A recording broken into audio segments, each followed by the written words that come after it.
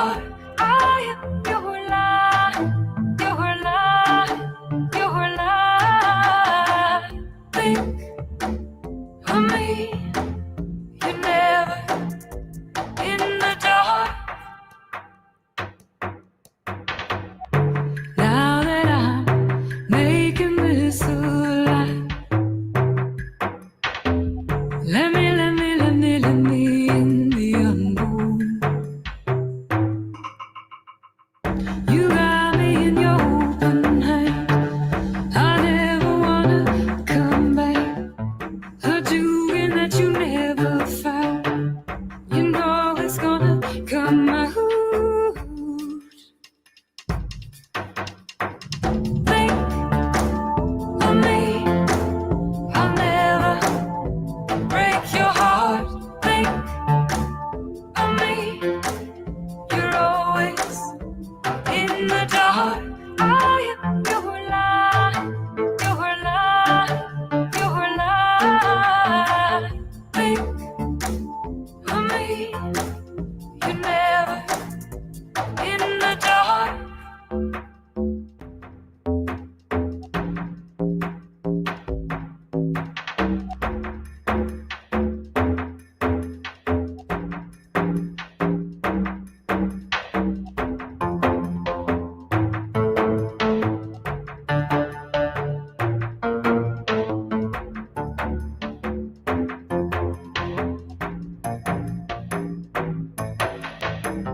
Think of me, I'll never break your heart. Think of me, you're always in the dark. I am your light, your light, your light. Think of me, you're never in the dark. Think of me, I'll never break your heart. Think of me, you're always in the dark. I am your light, your light, your light. Think of me, you're never in the dark.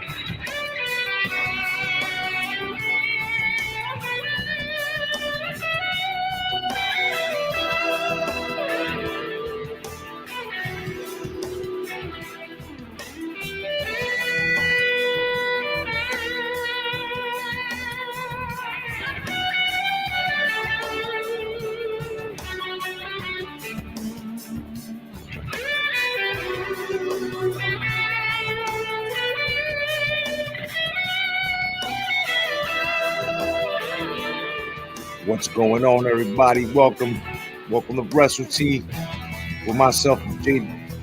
Otto the Jedi, and Miss Cleo, and we're here tonight.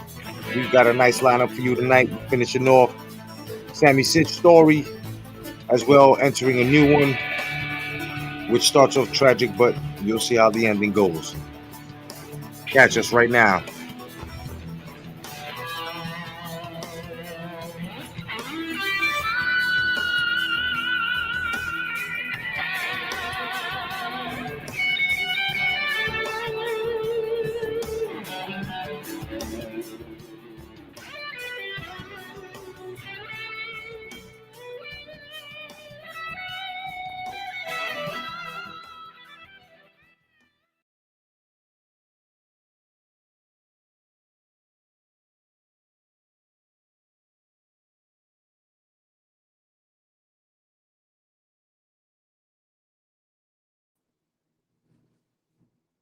Uh-oh, you up here, bro?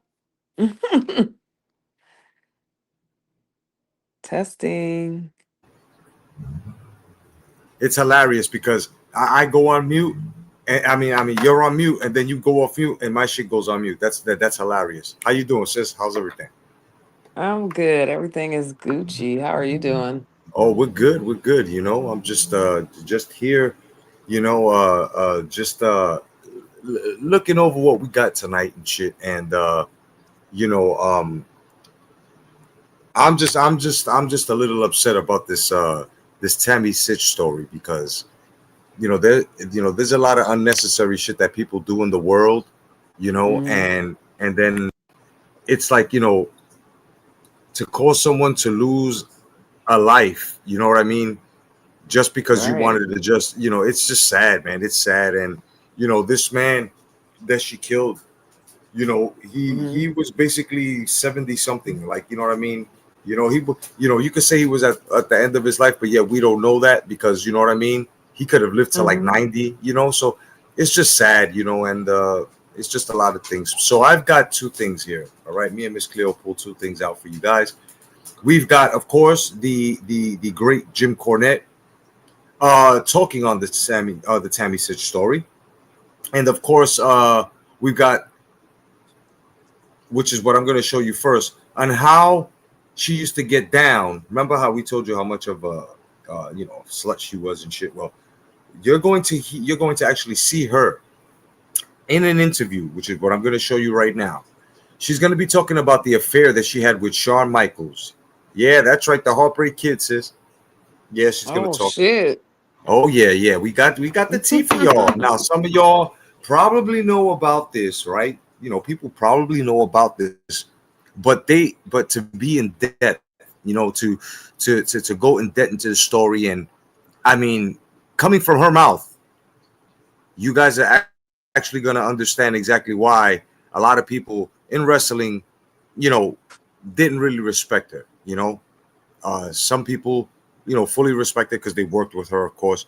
But then, of course, there are other people, which is a handful, that really didn't like her simply because of what she did to her now late great boyfriend, Canedo. Hmm. Or Candido, should I say? So, everybody, if you got it, light it. What's up, Starbucks? Okay. What's up, everyone? How you doing? No doubt. So, if you got it, light it. You know what I'm saying? If you're drinking, twist the cap, pour it in, and let's get it. All right, this is Tammy Sitch herself, and not a bad looking woman at all. She was hot Hmm. back in the days. But wait until you see what she looks like now. Not in this interview. Here she was starting to get round. If you catch my drift. You Yeah. know, yeah, hell yeah. And I'm sorry, StreamYard is lagging a bit. I'm pressing buttons and this shit's taking its time. All right, so there she goes. You see how she was starting to get round in the face? You see that? You Yeah. know? Yeah, she was really We round. know about you with your damn workout plans. Uh-huh. Right? It's either that or her jaw is really well worked out. Wink wink. Yeah, what's going on, Miss Wright? Michelle, what's going on, sis? Welcome in, Starbucks. Michelle. No Hey, doubt. Welcome. Starbucks. Hell yeah, and everybody in the bushes, of course, all the wrestle heads, all the rough wrestle freaks. You know what I'm saying? Before we start, it wouldn't be official. With our Stone Coast of Austin, welcoming each and every one of you awesome bastards here on WRESTLE-TEA with Miss Cleo and, of course, the Jedi. And we're going to start it off with this rounded face bitch hair who's doing 30 years plus for killing an old man. What? So let's start it off, y'all. Enjoy. Let's get it. Ever. Before we start, all credits go to Title Match Wrestling. Yes, Title Match Wrestling. Let's go. Okay, it's StreamYard. Hello. StreamYard been bugging out. Like I couldn't hear you earlier. Hell yeah. Ever. There was a time from 96 to 97 that Chris and I pretty much split up. Nobody knows this. Right. No one knows this at all. His family didn't even know this. My mom knew that things weren't good, but she didn't know how what to extent it was. For almost a year, Chris was living out of a hotel. He would come home to get clothes, go back to the hotel. We would see each other at work. That was it. We wouldn't even travel together at work. We would just see each other in the locker room and at ringside. I'd have my own rental car. He'd have his own. We'd go to separate hotels, fly on the same plane home. I would go home. He'd go to his hotel for almost a year. It really wasn't good. I thought that was it. I really did. We just tried to be cordial at work, and we weren't even cordial half the time because we were at each other's throats. Right. Okay. One thing led to another, and I was standing at the curtain one day, watching TV taping, and Sean walked up in back of me, and he's watching over my head. Oh, this is gonna get juicy because nobody knows about this. Oh Right. my God. He's looking over my head, like just looking over my head, and all of a sudden he goes, "You feel that?" I went, "Matter of fact, I do." Right. I think you know what I mean about. Do you feel that? Oh my God. I was like, okay, and things are running through my head. What is he doing? This is Shawn Michaels. I'm just some little girl in this company. Because I didn't quite understand in my head where I was at that point. I mean, I was here, but in my head, I was still the new little girl who, I was young. Right. I was really young. It was 96. So I was 23. And I'm thinking, oh my God, this is Heartbreak Kid. And he's pushing himself up against me. What is going on? Shawn Michaels. I don't even remember how everything happened the first time, but eventually it turned out to be, I was called the Click Chick because the Click was Kevin, Scott, Sean Waltman, Shawn Michaels, me, and then Hunter eventually. Oh But God. the Click always stayed at the same hotel. Everybody stayed at a different hotel. The Click always traveled around together. Everybody else was, doing their own thing. Eventually came down to the only people who knew that Sean and I were actually together was the Click and Vince. Vince McMahon knew. Vince was supportive. Sean and I would be at catering getting like a Diet Coke, and Vince would walk up. So, how are we doing today? All like, because he knew. Right. Damn, son. If we were going to a different town or that night to fly out of a different town, Sean and I, Vince would let us use his locker room to be Oh together before we had to part no. ways that night. Oh shit. Yo. Locker room with me and Sean. A lot of crazy stuff. A few months down the road, we went to Jamaica together. Hold up. Stop the wait. So Vince McMahon was like, you two kids want to borrow my room. I don't mind. Go ahead. Have some fun. Shove some dick in her. Go ahead, Sean. That's crazy, son. Right. Yo, the CEO of the company was complicit, son. What the fuck? Oh. Together. My mom found out about this. I didn't even tell my mom about Sean. Nobody knows. My mom doesn't even know about this. We go to Jamaica. Sean needed a vacation. It was right after he got beat up. And I'm gonna tell you about how he got beat up. We're in Syracuse, and nothing had really happened with me and Sean yet. And we were just friends, and he did that little, push up against me thing. Right. We're in Syracuse, and Chris and I are asleep, and banging on the door. It's Davey. I'm like, Davey, what's up? He goes, you gotta come next door. I'm like, for what? I'm asleep. He goes, Sean got beat up. I'm like, oh shit. what else is new? He always gets beat up. I go around the corner. There's Sean just totally bloody. His face is all swollen like the elephant man, bleeding out of his ear. I'm like, this isn't good. We got to call 911. So all of his friends and Davey go back out to go to the bar, and me and Chris go to the hospital with him. And Chris and him never got along from day one. But here's, me and Chris. Chris is trying to be helpful. We're holding ice packs on his face. I ordered a plastic surgeon. Well, I guess the fact that I did all that for him and took care of him like that when nobody else really gave a shit, it touched him because then all of a sudden he was so attached to me. So then we started seeing each other. We were, we were doing our own thing on the road.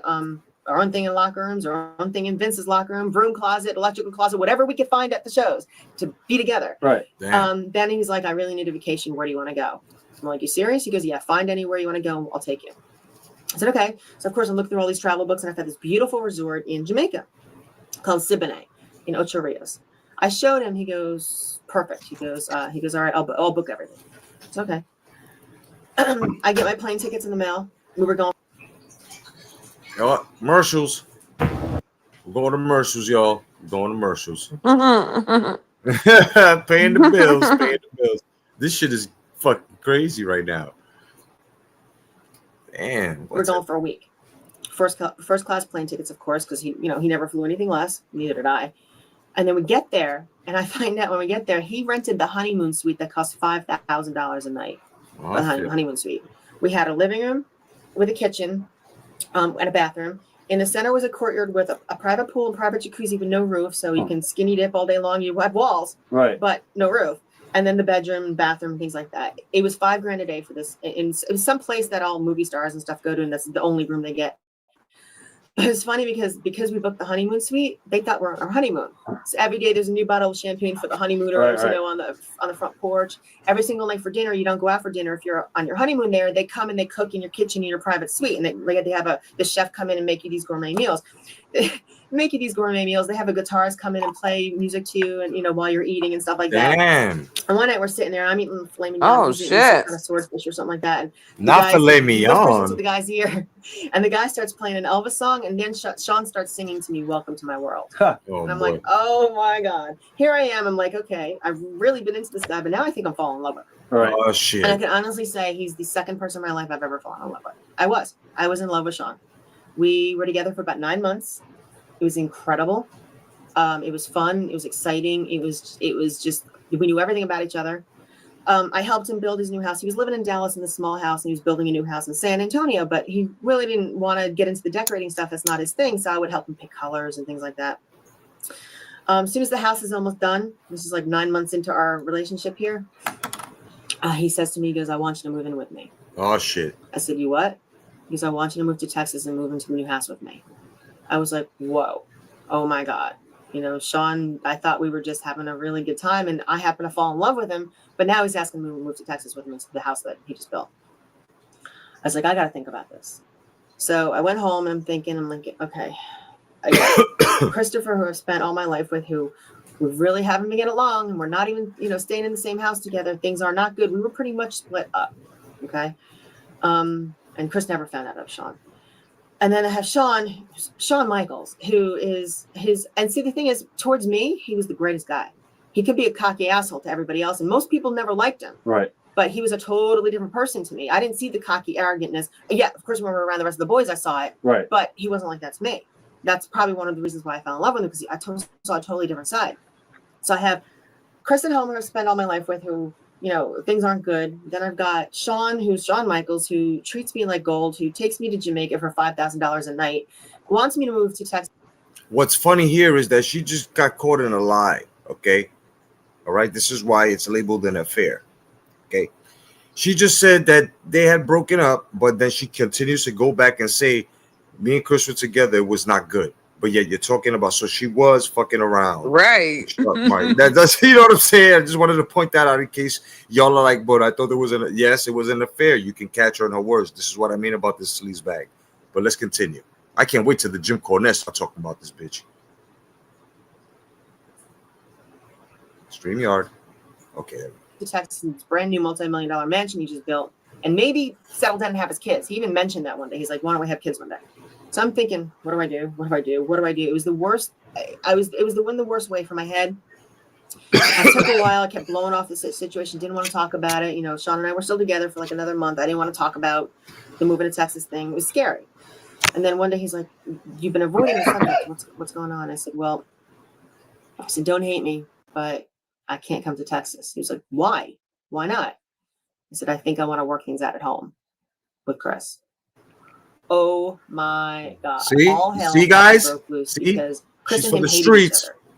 And the fact that I chose Chris and try to work things out with him over Sean, his ego, it took a bullet to his ego. Right. He was so furious, I can't even describe the way he was, because he was just like, I can't believe you're picking him over me. Can't believe this. I was like, I'm sorry. I said, I've had exactly, Starbucks. Fair, exactly. And what's fucked up here is that you see how now she's letting it out as to her having options between Chris that she knew was always going to be there, and Shawn Michaels that she knows that compared to Chris, the guy that she was with, the other wrestler, Shawn Michaels was a gorgeous man. Shawn Michaels was the fucking ladies' man.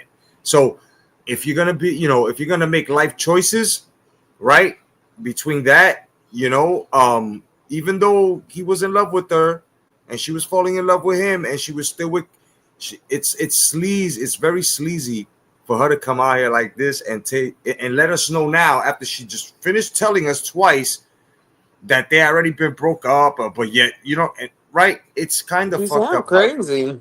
Yeah, she sounds crazy. It's like she had options. She used these two guys. That's crazy. Mm-hmm.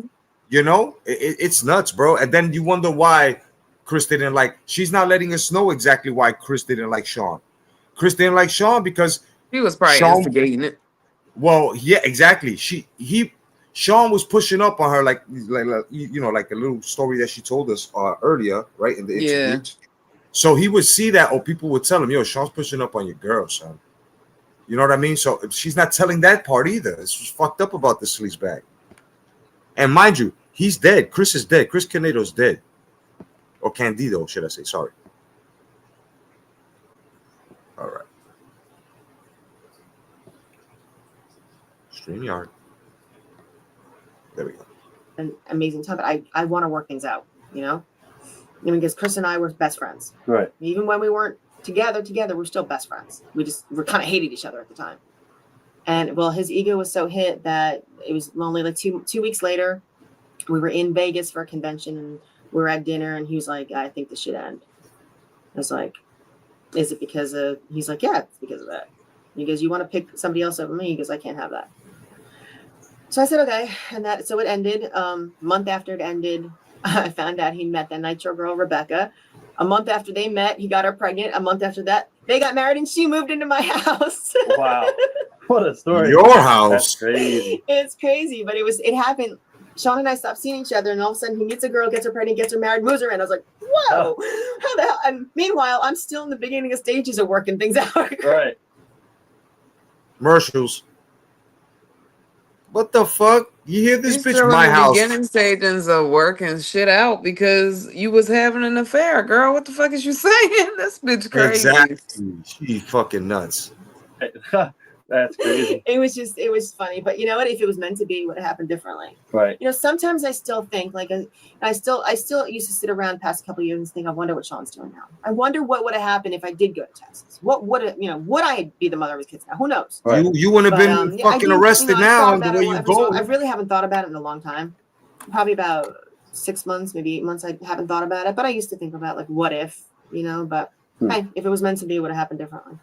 Now the world knows. The rumors were true. Wow. Did he treat you any different afterwards? Like, everybody talks about the one rib that everybody did to you, or the Godwin, or somebody did to you with the sandwich. Was that, you think that was because of Shawn? Sandwich. The infamous. Oh, no, that wasn't sandwich. That was under turkey in Germany. Okay. We don't really know. Okay. The whole thing about that rib, which is a prank, it's a wrestling term, a prank, a rib, when they rib you. Okay, they didn't like this bitch at all. Okay, they knew who she was, us fellas, we can be assholes to sluts. Yes, we can, especially if you're a dumb, dingy, big mouth bitch. You know what I'm saying? Yeah, we'll fuck you, but we're not gonna treat you like we treat women that we know are, worthy of treating. You know what I mean? If you a dingy, used up fucking bitch that continues to go out there and be a loudmouth bitch and you give an ass, yeah, guys are gonna, right? So now, when you're hanging out and you see how much of a sleazebag she is, you know what I'm saying? You start pranking the bitch. Like some people, you don't like a woman or something like that. You put itching powder in her panties or something. You know what I'm saying? Or something like that. Well, what they did to this woman because of her sleaziness, and they fucking put shit in her sandwich. Yeah, una sucia, exactly, a dirty bitch. You can see it, right? Starbucks, you can see it on her face. You can see the slut in her face. You can see the slut in this girl's face, bro. You know, and yo, Cleo, I tell you, bro. They put shit in her sandwich. They don't know who I know. did I it. remember them talking about it last week. The shit Yo, sandwich. yeah, they treated her like a whore bag, son. That's crazy. But she deserved Mhm. it. Yeah, She you know. did. She still don't have like no accountability. But you know what? It's a lot of women out here like this for real. This is like common. It's like a fucking epidemic for real.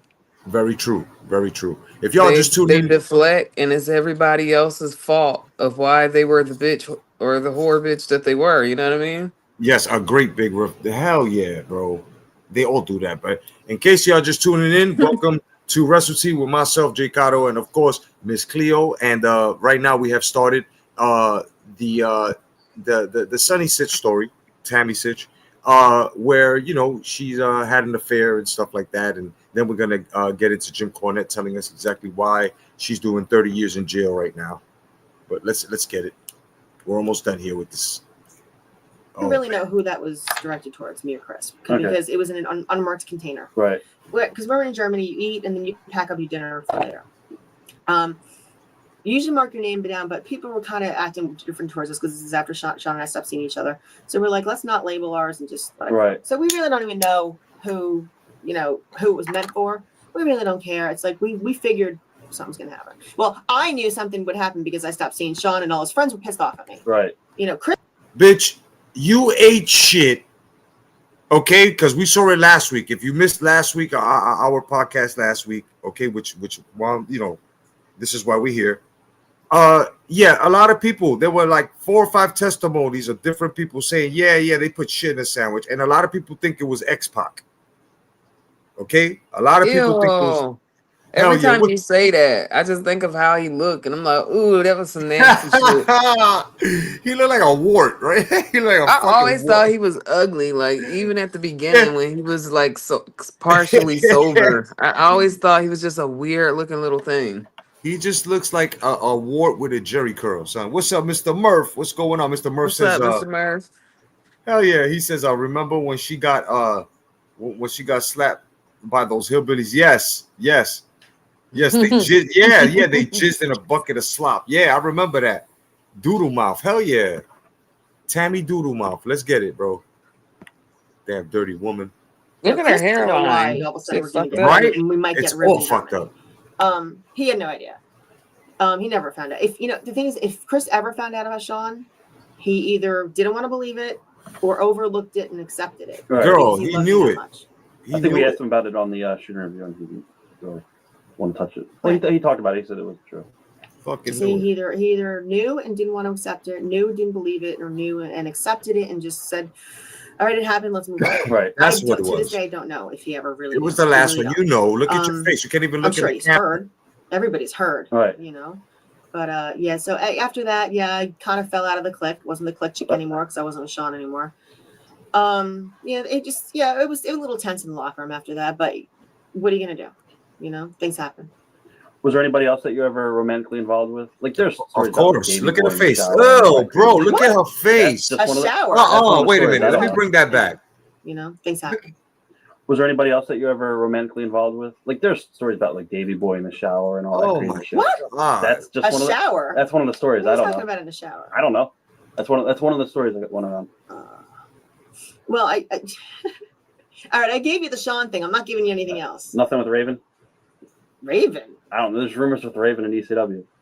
that dirty bastard. Won't touch him with a 10-foot pole. All right, maybe that's Raven doing No, I like Scotty, self-propaganda. but ooh, no. Okay. He has this thing that he wants to sleep with every girl that's ever been in the business. But so maybe that's I don't know. That's probably where that came from. No, oh god, no. But You no, lying you know ass. what? I'll tell you. I'll give you this much. See, I'm already started writing a book, but Right. I don't want to give everything away right now. That's going in my book. Right. But there has been read the book, you'll find out. Okay. You Okay. got the good one, you got the Exactly. juicy one. There you go. Come on. We're talking about Shawn Michaels earlier on. What do you think of Shawn's life turnaround as a reborn Christian and all that stuff? You know what? I haven't spoken to him since I left WWE. We've said hello to each other through people a couple times, but we've never spoken. So I really don't know how far his Christian belief thing is. I really don't know. Right. But you know, I mean, it's his prerogative. Whatever he wants to do, it's up to him. He's married. He's got kids. If he wants to raise them that way, that's fine. I mean, it's not. Yep. And there you go. You know, I just gotta say this. Listen, that is a very, very putrid woman, son. Hell Okay, yeah. Look how she looked though, too. Ugh. that's Now, crazy, son. because of She all the looks. shit she did. I mean, it's just disgusting, bro. You know what I mean? Mhm. I just don't understand. Like, okay, you know, I don't know. I can understand the point of a gigolo, a man, right? You know, you could go around and have all these women, because of course when we were younger, we used to see 1 or 2 people, for some 3 to 10, depending, your Mhm. sexual appetite, I guess. I don't fucking know. But it would usually get down like that, you know what I mean? But at an Mhm. adult stage, you just can't do that, because and then, man or woman, because and then it's like, not only the STDs and stuff like that, it's just not looking right. Yeah. Look what's happening now. Everybody's talking about body count. Everybody's talking about a body count, right? Look at Everybody what want to happened see at the Houston. yeah, exactly, the cesspool and shit like that. A lot of fucking twat and dick juice going bad. Like, it's nasty. What's up, Vamos?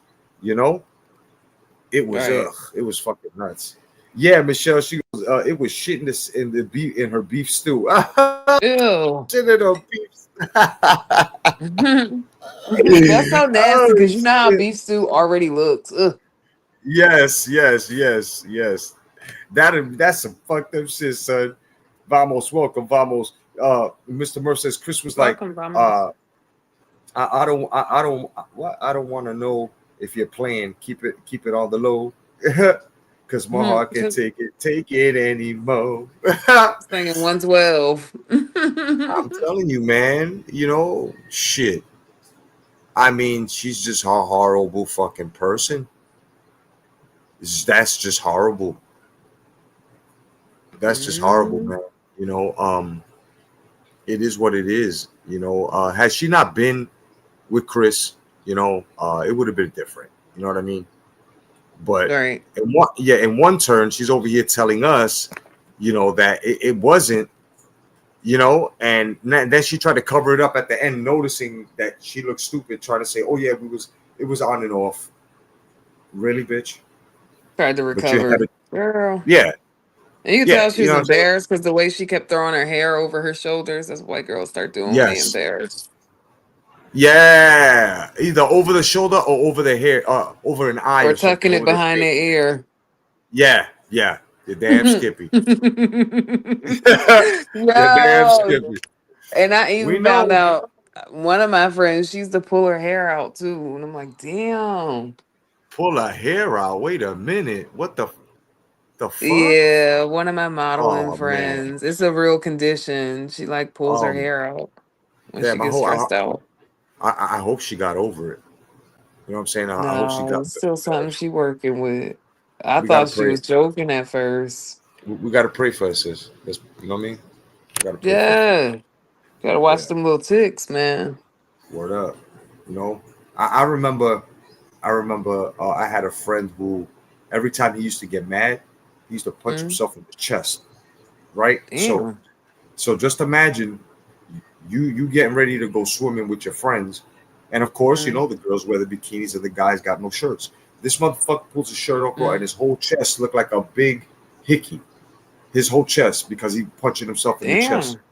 You know what I'm saying? Like, he gave, like, bro, like, there are people out here with bad ticks and shit, man. You know what I mean? You know. Yeah, but So that's how I noticed her because when she started messing with her hair, I'm like, oh, that's a tick. You yeah, embarrassed. yeah, man, yeah. Just imagine having uh, what the hell do they call that when you just come out of nowhere and start cursing and shit? I forgot the name. Tourette's. Tourette's. Tourette There we go. syndrome. Man, that right there is bad. Because and God bless those people, man. That have that. You know what I'm saying? They got it under control. Because some people get it under control. I usually tell people that got like stuff with like a lot of seizures and stuff. They just need CBD. They need CBD oil under that fucking tongue, and that shit relaxes all central nervous system, everything. It relaxes the central nervous system, everything. Oh yeah, that RSO is amazing. Yes, you know. So That's what I definitely, put in my brownies, along with some keef and yes, some distillate. I make it especially like the keef. Yes, the keef. You put that shit on like on a topping, like on a vanilla. Let's say you made a vanilla cake and you got like vanilla frosting on it, and you just sprinkle some of that on the top, girl. Ooh, boy, that shit. yeah, I put it in my brownies, and I put like because I make the butter, so I put Oh, the flour that I use to make the butter. That's like okay, all I put right. that in there too. People be knocked out. Okay, for real. I had That one person knocked out for 3 days. They ate a whole bag of my brownies. that's what we need, bro. Bro, Bruce Gas is nice too, man. He makes good gummies, bro. Hell yeah. Okay. Hell yeah. But now we're gonna go into Jim Cornette. Matter of fact, I was just speaking of Bruce. What's up, Bruce? What's going on, kid? Welcome, my brother. No doubt. What's up, Bruce? But yeah, them brownies be smack. I had to make you some. They Hell yeah. really good. That would be awesome, bro. Hell yeah. All right, so now we're gonna get into Jim Cornette explaining exactly how he knew Tammy or Sonny, however, and exactly her sentence and what she's doing now. Okay, so all of this goes to the Jim Cornette podcast. All credits, you know what I mean? Let's get it. Jim, we're going to have some lighthearted stuff to go over and talk about in a little bit, but a topic that a lot of the listeners have gotten in touch with us about the last few days, for a long time, obviously, but specifically the last few days. So let's talk about it now. Tammy SYTCH being sentenced to, I believe she's going to be 17 years, is it? Yeah, well, I have not seen whether or not that there's any parole eligibility to get out before that, but she was, yes, indeed, sentenced to 10 point something on one charge and 6 point something on it. So 17 years. She'll be, I think they said 67 when she gets out of jail and 75 when she gets off probation. And of course, at that point, that's optimistic thinking, talking about anybody, much less with her track record of how she takes care of herself. And so she may be there for the rest of her fucking life. Yep. I don't even know what to ask you. I don't know what to answer. You know, we've talked so much about this in the past. I mean, obviously, you never thought this would happen. What else who else in the wrestling business has ever been sentenced to 17 years in jail? And imagine what kind of territory that takes in. Damn. Anybody ever? Bruiser Bedlam? What was he sentenced to? How many What? years? I don't think it did. He ever actually he got out? Did he break out? No, they weren't looking for him anymore. I don't think he was ever actually sentenced for anything major or found guilty or whatever, but he didn't spend 17 years in jail. Buck Zumhoff. Okay, there you go. Now we found one. Imagine that. The biggest dirtbag you could find. Yes, what a fucking, bar to set. They don't give you numbers like that for nothing. And I don't want to go into the detail, and we'd have to go back and read the transcripts or reports or whatever, but a lot of people were upset. They did read. Apparently, Tammy's defense got a psychiatrist to examine her, and there was this long laundry list of reasons why that she fucked her life completely up, despite all the goddamn advantages she had over almost everybody else in the world. She had to completely ruin her fucking life because of all the traumas and the problems she'd had with abusive relationships and with the death of Chris Candido and with brain injuries from pro wrestling, where the way it was worded, you could tell the psychiatrist had no idea she was not really a professional fucking wrestler to begin with. But you know what? When I read it, knowing Tammy, I got a flashback or a mental picture in my mind of the psychiatrist interviewing a grown-up Patty McCormick in The Bad Seed. She knew exactly what to tell that fucking psychiatrist that didn't know shit from apple butter about the wrestling business or her history, about all these traumatic things that had happened to her. And again, you know what? All the abusive relationships, not with Chris Candido, but everyone she's had afterwards, is because she decided to goddamn hang around with a bunch of stupid, self-centered meatheads that were with her because she was a celebrity and they could ride the fucking pussy train. So I'm sorry, Tammy. Can you learn any better of judgment of God? Oh, this is why I love Jim Cornette, bro. He keep it real, son. Everybody want to ride that pussy train. So she was giving ass, y'all. Okay? You saw her face just a couple of fucking minutes ago on the last interview when they asked her that I had to run it back twice so y'all could see when they asked her, so how many other affairs you had? You saw her face. She loved dick. She do. Shit. She ain't met a dick she ain't like yet. What can I say? Hell yeah, Bruce. Long, rough, and hard. Everybody was on that choo-choo train, son. This girl was a naughty girl. Of goddamn human beings that every one of these low bottom feeding scum sucking reprobates that you decided to get involved with that traumatized you. And I'm also sorry, Tammy, that after 7 fucking or 8 goddamn times getting a DUI that you couldn't figure out that sooner or later you were going to fuck up big time until you did. Who could have ever thought? 7 or 8 DUIs, bro. And that's what got her in jail, killing that old man. Okay? 7. How do you get stopped, go to jail 7 or 8 times over driving drunk, bro, under the influence, man?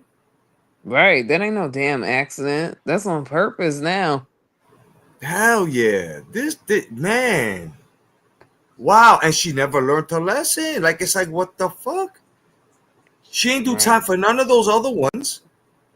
She got, and maybe that's what it was, that she thought that it wasn't really until, you know, she fucked around and found out. You know what I'm saying? Crazy. Ever thought? Who could have ever thought that all the fucking grief and suffering that you have made you completely impossible to learn to not get fucking drunk and go goddamn drive, except you're so self-centered and nobody matters except you, and you believed you could lie and bullshit and manipulate your way out of everything. And I would be sympathetic to all the excuses that anybody could use with a goddamn psychiatrist or a lawyer or anybody else after they fucked up to get out of going to jail if they'd only fucked up and got themselves in trouble. Exactly. So if you fucked up and ran into a goddamn cow pasture and banged your head and busted your car up and got arrested for DUI, no, I wouldn't want you to go to jail. I'd want you to get your shit together and learn a fucking lesson. Right. But since you decided to run some other motherfucker down and kill him, damn. Jesus H. Christ, you fucked up enough times that you fucked somebody else up. And then you can't pull the, oh, poor me, Period. oh, my poor fucking life, where people gave me money to do nothing but fucking be myself and fucking do what I wanted to do. And then they gave me money to show my pussy on the internet when I fucked that up and couldn't do that anymore. Oh, poor, pitiful me. My Poor, gosh. pitiful me. Linda Ronstadt wrote it about you. What the fuck? Damn, boy. No. You could have got a job as a fucking secretary instead of hanging around with a bunch of jack-off, meat-headed, fucking abusive boyfriends that you allowed all that shit to go on to begin with. And I'm sure that the guy that you run over probably had some problems in his life too, but he didn't get so upset about it that he went and got 7 DUIs over multiple years in multiple states and then ran somebody down and killed multiple states. Damn. So I thought it was, what the fuck? Holy shit. You can't, and I said this when we talked about it before. I said I talked about it the one time, and then I haven't talked about it anymore. You can't make any more excuses for her. Nope. She couldn't fucking figure it out because she was so convinced that she was the only one in the world. And the fucking brain damage, concussions from wrestling. Did you ever see Tammy have a match where she took I never watched almost any of the ECW stuff, and I'm sure that everybody there got brain damaged. That's facts. I don't remember ever calling for her to take a bump in the WWF. I was her producer a lot. Nope. I don't remember in Smoky Mountain. She had manager matches with the Dirty White Girl. Right.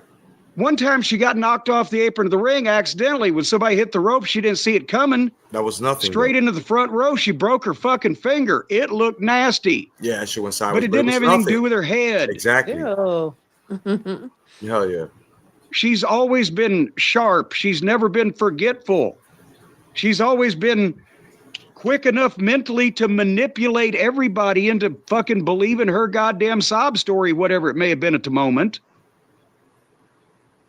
My God.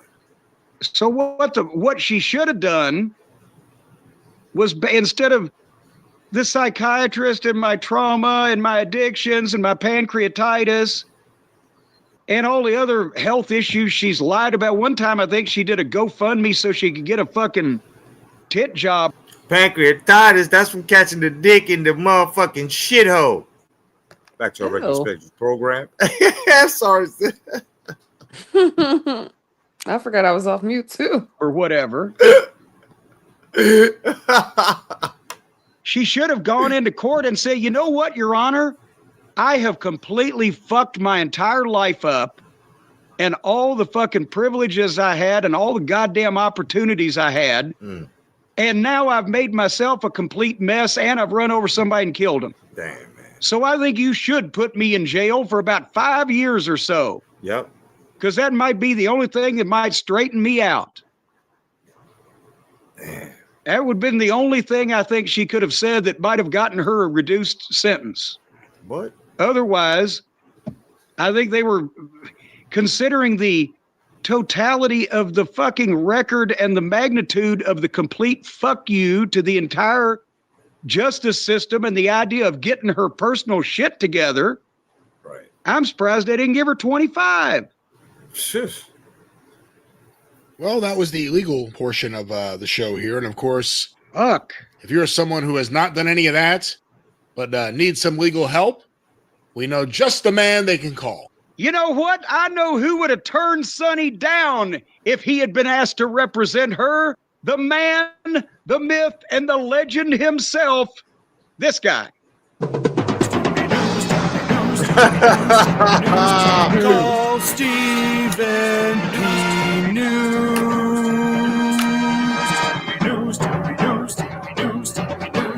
If you need to sue. This nigga's is crazy. Outlaw mud show or two. Go to the rest. Go You sue know their who I'm ass. talking about? Of course, Stephen P. New at newlawoffice.com, 87750-STEVE. And you know why I say this, Brian? Because Stephen P. New has proven that he is not one of these lawyers that's morally bankrupt. He won't just represent any vermin or any scum. He only represents vermin and scum that are in the right. And that's why right now you've heard about the big class action lawsuit up there in West Virginia. He's hauling Governor Jim Justice into court. There's one suit they've already agreed. The state of West Virginia has agreed to pay $4 million to settle a class action lawsuit filed by inmates who described the conditions at the jail as inhumane. Of course, Stephen P. New was spearheading that campaign, and there is still a $330 million lawsuit Damn. that Governor Jim Justice himself is going to have to testify in, where Stephen P. New is trying to make the state spend $330 million to upgrade the conditions at their jails because they're inhumane. $4 million, but the state, according to Stephen P. New, once he gets finished with them, is going to have to upgrade their prison facilities. And that proves what I said, Brian, that even if you are a vermin and a scum, Stephen P. New will represent you as long as you are in the right. So right there, that opens up half of our audience to potentially. And there you have it. You know what I'm saying? Finally close the chapter on this dirty bitch. Okay, so now we know she's doing 17 years, 7 or 8 fucking DUIs in different states. When he said different states, bro, my jaw dropped because crazy. Like, how you get literally, sis? How do you get drunk all over the place, right? Yeah. Like, what in the fucking inebriated fuck, girl? And Like, the end, it damn. sound like her privilege. In the end, it sound like her privilege fucked her up for real. Yes. Yeah. We And definitely it gotta got look at that. somebody put 6 feet under. Yes. It sure That's did, man. unfortunate, man. That's crazy, man. You know, you did 6 or 7 times, man. Like, how many times is you're gonna have that knocking at your door telling you, yo, get your shit straight. I'm gonna let you go this time. We'll get your shit straight. And you But just that's how they don't. be doing. Look at the other. What's the wrestling dude that just got arrested and they let him out? And I'm like, he Oh, gonna hurt somebody before this. Yeah, Alberto Del Rio. Yeah. he done had a lot of domestic issues. Why is y'all letting him back out again? Y'all waiting for him to hurt a woman, and that's bullshit. That somebody got to lose their daughter before y'all could feel like y'all could do something to him. Fucking crazy. That is fucking nuts. Now, we're gonna take you now. This is now, everybody. I want to let you know something right now. This is gonna get you upset. This story, okay? This is possibly gonna be one of the stories that I will possibly give you a little trigger warning, okay? Simply because of the irresponsibility and exactly what happens. When it's like people having a sickness and they know that any exchange of bodily fluids or anything, and they know that they have it and they don't tell you. So whether it's contracting it through sports where it's sweat or blood or something, or sexually between two partners, whoever they may be, you know what I mean? Either way, if one knows and the other one doesn't, and you don't tell the other one, it's kind of fucked up. So basically, this story is about a legend by the name of Abdullah the Butcher. Now, his name, self-explanatory. Okay? His wrestling gimmick, it's in the name, self-explanatory. The Butcher, Abdullah. This guy would cut his fucking forehead, in which, when I take you to this picture now, I want you to look exactly at the top of this son bitch's head, and you're going to see horrible scars. Okay?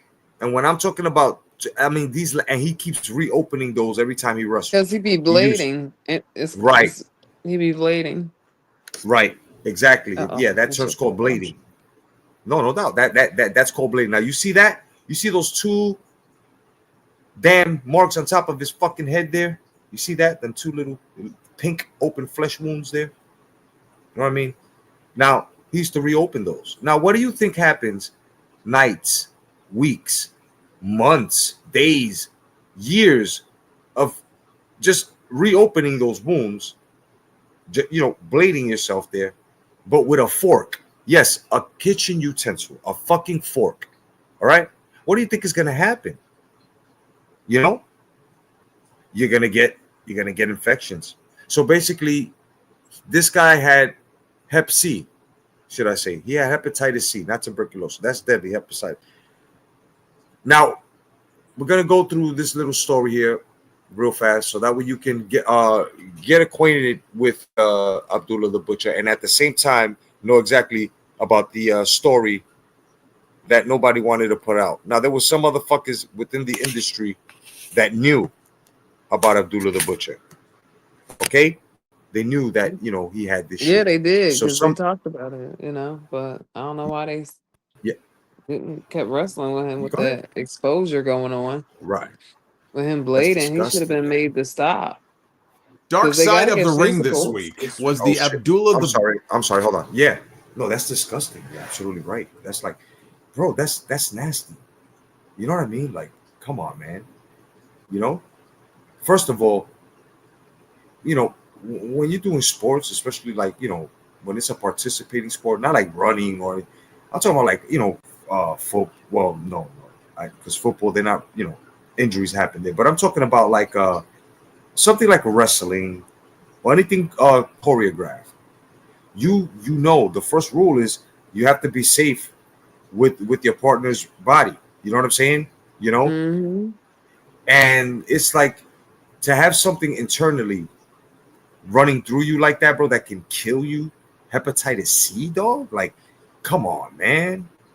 Right. Oh, you're absolutely right. Let's start, guys. The Butcher episode. It is the one that I was looking forward to the least of all the episodes this season. And to that end, it did not disappoint. Abdullah. Before we start, all credits go to Salamonster. Everybody go check out Salamonster, no doubt. And as well as JD from New York. He was a feared figure by the fans. Absolutely. It's kind of like how Bruiser Brody was when you would see him running into the crowd like a wild man in those matches in Japan, and the fans would scatter. They would run for their lives. If you were one of those fans, especially a younger fan, and you saw this giant man coming at you covered in blood with a fork in his hand, you would probably shit your pants. He made a lot of money, and he was a great gimmick back in his day. I was never really a fan.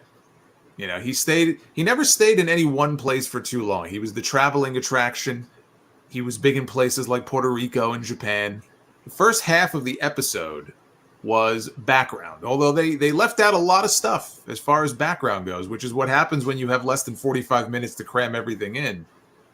The second half was basically a retelling of the history between Abdullah and Devin Nicholson, better known as Hannibal, the wrestler who allegedly contracted hepatitis C from a match with Abdullah the Butcher. That's what he's always claimed. He claims he got Hep C from him in a double juice match they did back in 2007, and that it later cost him a contract with WWE. There were lawsuits, there were court cases and judgments that Hannibal won against him, and to this day, he still has yet to collect a penny. It's like Nancy Argentino's family winning a $500,000 wrongful death suit against Jimmy Snuka for killing their daughter. That was in 1985 that they won that judgment. The family never saw a dime of that money because he always claimed he was broke. I'm broke, brother. Brother, I got no money, brother. Even though he kept working. Even got a second run in WWE, but I guess Vince McMahon paid him in Monopoly money because he was still too broke to pay. Brother. I also remember Snuka's widow claiming he couldn't read or write in English, and I laughed when I heard Abby claim the same thing in the episode here, that he never learned how to read or write, which is why he lost the lawsuit that Hannibal filed, because they would send him summonses and other legal documents, but he couldn't read them. So he had no idea that he was supposed to show up for depositions and whatnot. You know, a lot of these episodes with these old school, wrestlers, they're all carnies.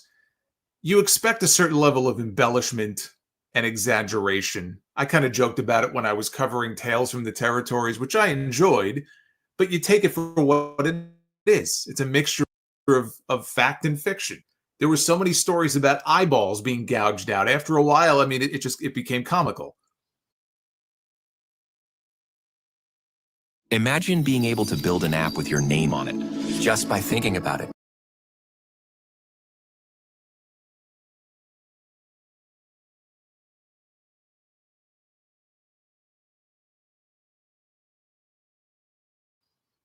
So you expect something like that with these shows. It comes with the territory.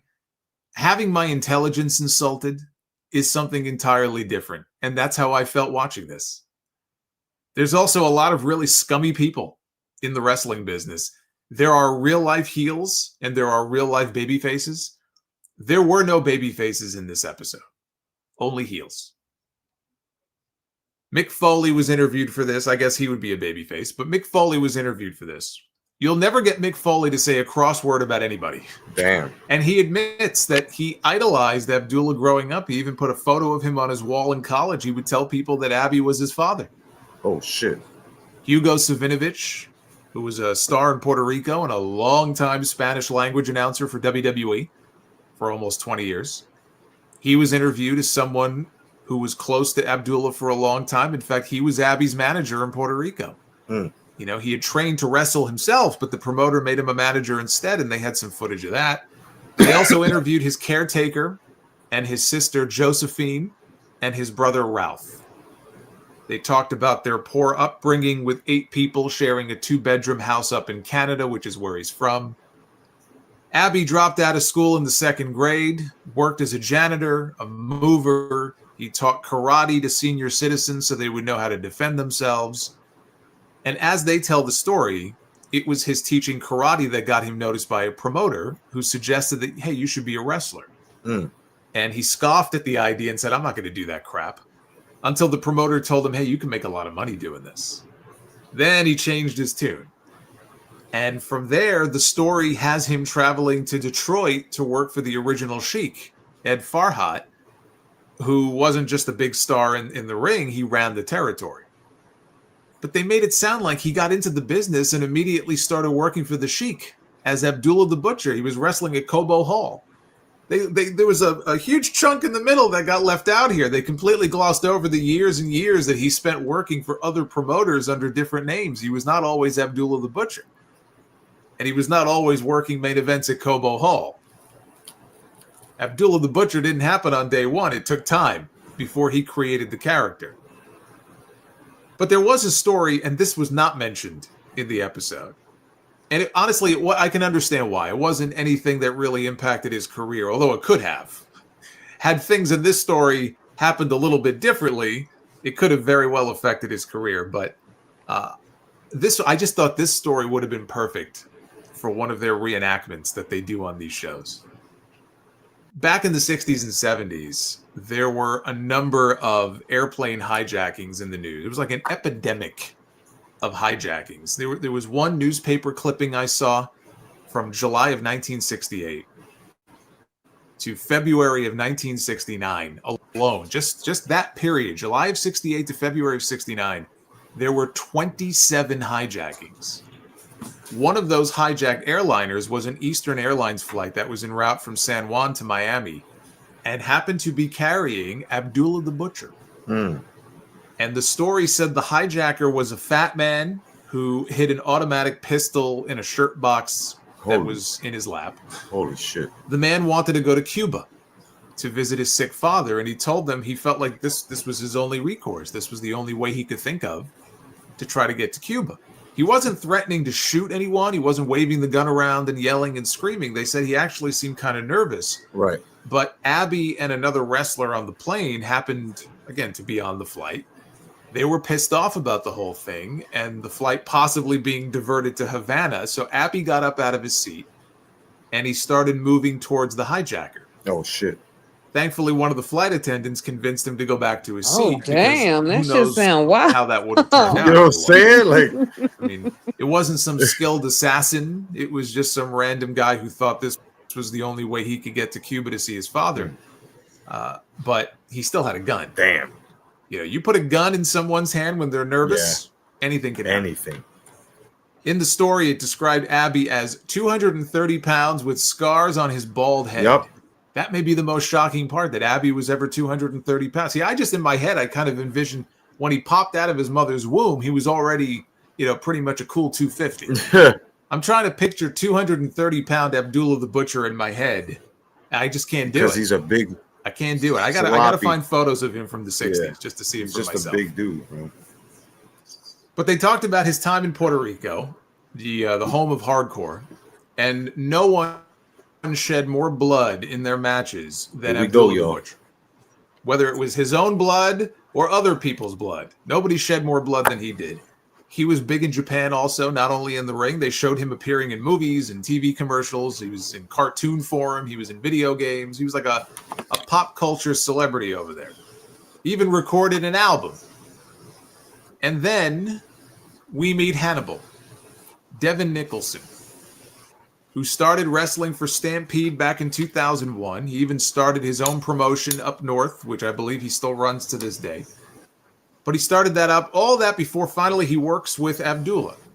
Abby is the first wrestler to really take him under his wing and teach him the business. They would tag together. They would work against each other. He says he knows people are going to hate him for exposing Abby, but he doesn't care. Actually, they open the episode, the end of the intro to the episode is just Hannibal on camera staring directly at us to deliver the following message to Abdullah the Butcher.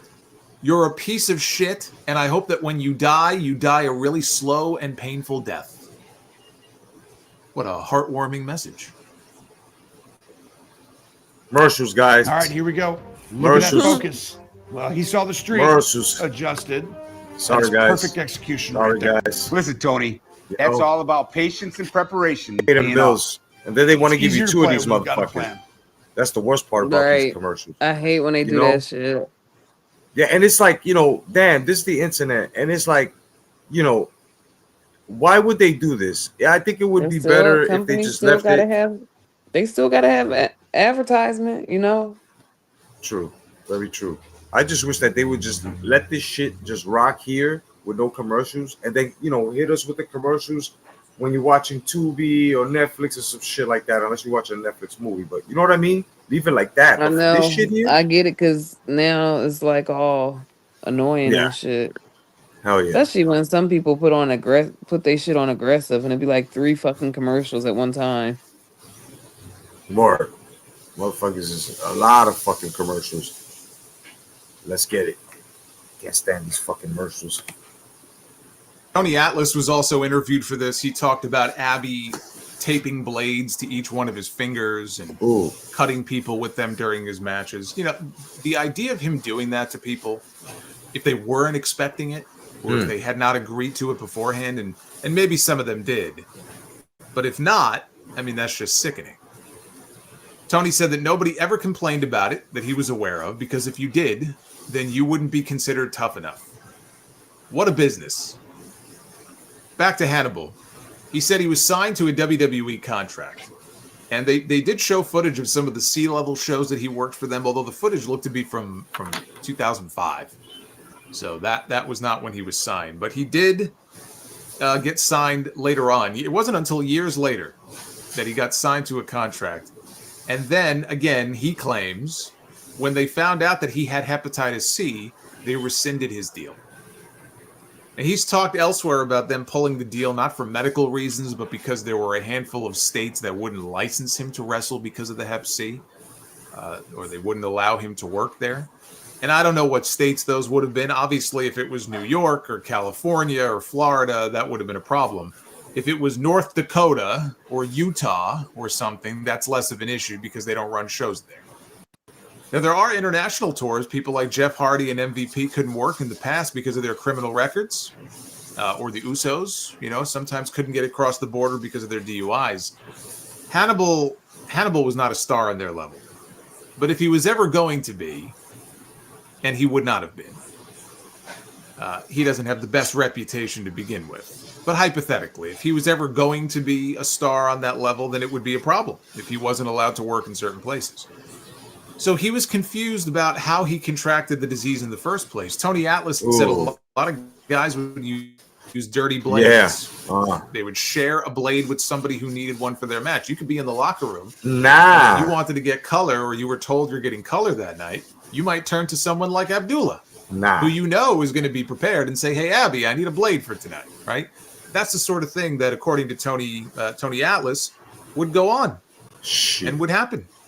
And then even what? Now, look, sharing is caring, but the problem is that after the match would be over, that person, let's say Abby, would take it back from them after. They would take back the dirty blade. They might not even clean it. So now you have this person who just cut themselves with a razor blade, and they're giving it back to the person they got it from, who in turn will end up cutting themselves or someone else with that. See, now that's fucking crazy. That's like sharing needles. That's like taking your Band-Aid off and putting it over somebody else's fucking cut. It's the same thing. You're sharing a blade, bro. That's sharing a fucking Right. razor That's blade. disgusting, yo, for real. No wonder, you know what I'm saying, motherfuckers be with the hep and all that. Oh, man. Shit, bro, Abdullah, you dirty. With that same dirty blade. It's like drug addicts that share needles. Yeah, It's there we sick. go. Yep, I said that. Nicholson immediately thinks it may have been from Abdullah. who said in the episode he didn't want to talk about any of that stuff. Nicholson had a documentary that was being made at the time about his journey to WWE that went from, this happy thing to being a sad thing when he found out he wasn't going to WWE. And I think it may have been his videographer who found the footage of the match that he had with Abdullah from 2007. Whoever it was who found the footage, Nicholson claims that this is the match from a Bad News Allen tribute show. Was May of 2007, where he contracted the disease. It was Hannibal against Abdullah the Butcher in a steel cage match. And they showed the footage. Abdullah, he cuts his own head with a razor, and then he uses the same razor blade taped to his finger to poke at Hannibal's forehead. You can see it plain as day. He pokes him over and over and over again. Now, I should note that before that match, Nicholson was coming off of a tour of Puerto Rico, where I'm sure he was blading himself probably in every match. His opponents may have been doing the same thing. Then he comes back and he works with Abby. But he goes and finds a lawyer. He sues Abby over it. They got Abby to provide a blood sample which showed a history of hepatitis. Not only did he have it, he had the exact same strain that Nicholson had. Damn. Now, I'm going to play devil's advocate here. Damn. I'm going to play devil's advocate. I do wonder, given how many other matches he was bleeding in, how sure can he be that it was actually Abdullah that gave him the hepatitis and not the other way around? Right? I mean, there may be a way for them to know. I just wonder how they can be so sure. I don't doubt that Abdullah probably had hepatitis for years from all the bloodbaths that he had. And he wasn't exactly willing to provide a blood sample. He had to be forced to do so. So if he knew, if he thought that he might have the disease, or even if he didn't know, but he never bothered to get himself tested and checked for his own health, more importantly, for the health of the people he was working with and cutting, that makes him a gigantic piece of shit. This is where we hear Abby talking about how he can't read or write, so he couldn't read the lawsuit when he was served the papers in the mail. And so Nicholson won a default judgment when he didn't respond. He actually won in court twice, once in Ontario and then once in Georgia, which is where Abby used to run his own, was it ribs and Chinese food restaurant, I think? Yeah. Well, he won $2.3 million in damages. He still has not seen a dime. It was crazy. I watched this Dark Side of the Ring. Tony Atlas says that Devin. Yeah. And listen, I watched this shit. This shit was crazy. Yeah, hell yeah. Bro, look. Quick story, right? With Abdullah the Butcher and his restaurant. He fucking invited the Iron Sheik and the Honky Tonk Man, right? To go eat for free. He says, "Oh, come down, brother. You get to eat for free. I'll don't worry about it." They get there, they eat, they all have a good time. Motherfucker hands them a bill. Iron Sheik was like, "You motherfucker, you son of a bitch, you jabroni, you make me pay, and you say me and Honky Tonky come down and you make me pay. Fuck you son of a bitch." Yo, he went off on him, son. That was the same story. Yeah, that was the same story that he was telling in that interview where we started the series with the podcast with New Jack and the Honky Tonk Man. Remember where they were mooning the camera and shit? Well, he told that story. That was the guy they were talking about with the restaurant. Made him pay him right here. The guy you're looking at there. That son of a bitch. Let's get it.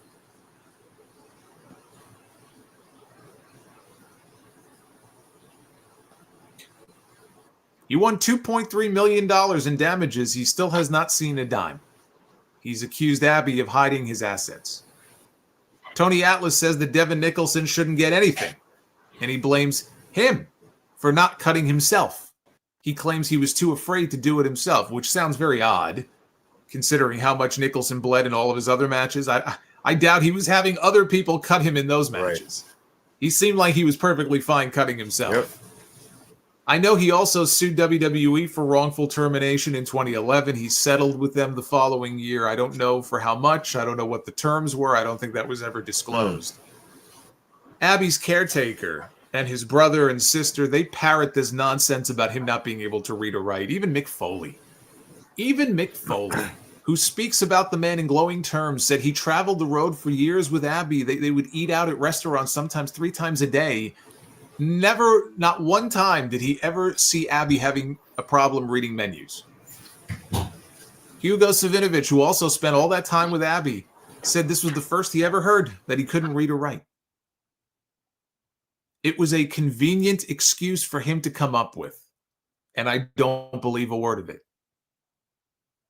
His caretaker showed us some photographs, allegedly, of Abby's home. You see water damage on the walls and such, to show us the poor conditions that he's living in since he has no money to fix any of it.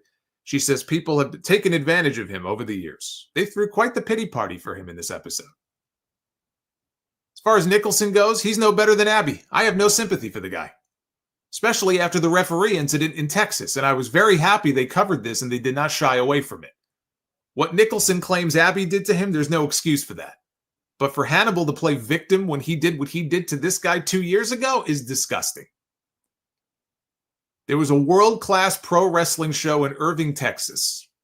Nicholson was working the show not as Hannibal, but as his alter ego, this other character he calls the Blood Hunter. By the way, wow, he set up a GoFundMe a few months after this incident to raise money to produce a movie about his Blood Hunter character. Hell he was asking for $50,000. You would be better off setting your money on fire. Right. He raised a little over $200 Canadian before it was shut down. Wow. But it was the Blood Hunter against Carlito. And there was a planned spot with a referee, this guy Lando Del Toro, who cut a deal with Nicholson before the match. He was going to dress up like a referee, and he was going to get color after the match for like $75 or something, I think is what the cop said he was paid. He agreed to do the spot. He said, no problem. Color is a wrestling term for when they cut themselves by blading, which is where they cut, all right? So the color is when whatever you hear that, he was going to go color, or they told him to go, color in the match, or, that's what they mean, cutting themselves open. Blood. Problem, I bled before. And he did bleed. He bled a lot more than he bargained for. Things got out of control. Nicholson used a spike to stab this guy in the head multiple times. I think he's claimed he didn't realize the spike was sticking out of the bottom of his hand as he was jabbing him repeatedly in the head with it. It was disturbing to watch. And not disturbing in a getting heat kind of way. It was disturbing in a you're taking liberties with someone and mutilating them kind a spike, a fucking it was sickening to watch. Spike, damn, that son. shit sound painful. Ugh. That shit sound like he wanted to kill him, son. That's crazy. Right. Commercials, y'all. Damn, man. A fucking spike, bro? What is he trying to fucking read his thoughts? Like, what the fuck?